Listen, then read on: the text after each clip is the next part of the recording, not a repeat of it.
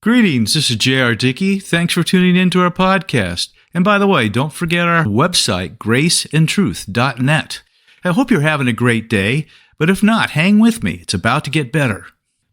Of course, if you've been there or seen a map, you know that the Middle East land surrounding Israel is dominated by wilderness. That is, desolate desert regions, very hot, extremely arid, and virtually empty. Very few people live in the wilderness. It is unwelcoming, to say the least. But that is where Israel of old was tested. In fact, it seems like that's what God uses frequently to test his children. Mark 1 says, "Immediately the Spirit drove him," that is Jesus, "into the wilderness.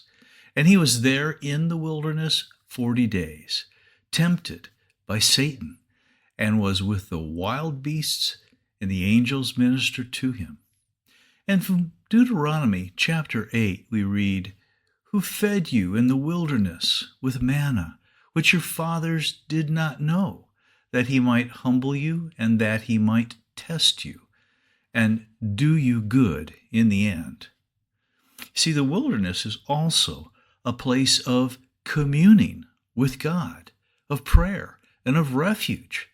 We read in Luke chapter 5, "So he himself, Jesus, often withdrew into the wilderness and prayed."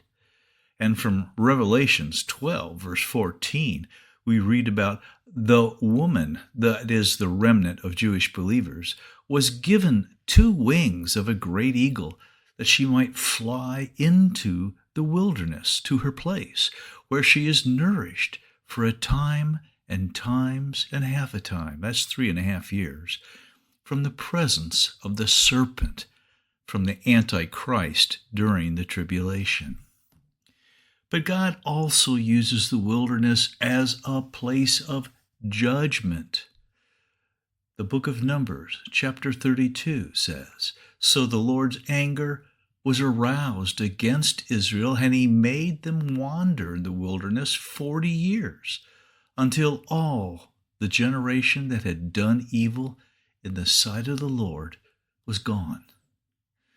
And he also speaks prophetically of a way that he will make in the wilderness. Isaiah the prophet said in Isaiah 43, "Behold, I will do a new thing, but now it shall spring forth.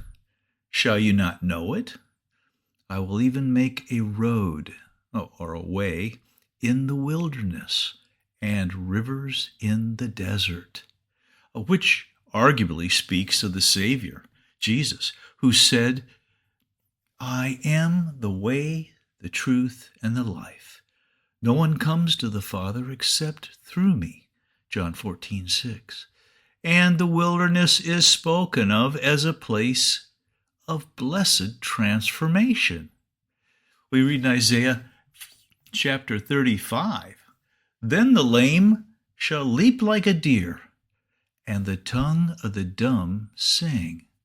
For waters shall burst forth in the wilderness, and streams in the desert."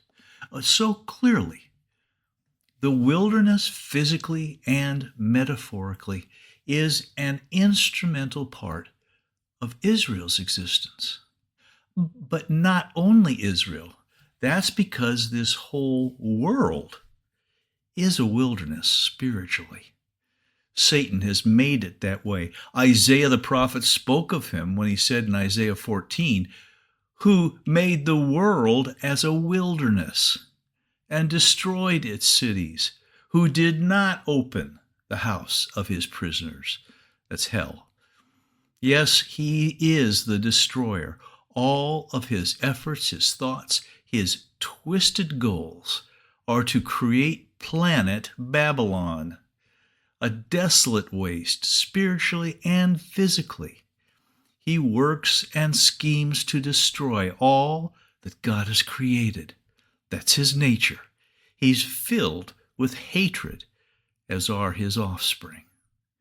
Yes, the wilderness is essentially the story of broken mankind, as well as mankind's redemption. For although Satan will succeed during the tribulation in creating this hellish planet, you can see Revelations 18:2, Christ will crush him under his heel. And thank the Lord, Isaiah recorded in Isaiah 51, the Lord will comfort Zion. He will comfort all her waste places. He will make her wilderness like Eden, and her desert like the garden of the Lord. Joy and gladness will be found in it, thanksgiving and the voice of melody. Dear friends, Jesus Christ is our way in this wilderness. Now may the Lord grant you peace in the midst of any storm and faith to trust him. Look for our next podcast, and may you realize more of his grace today.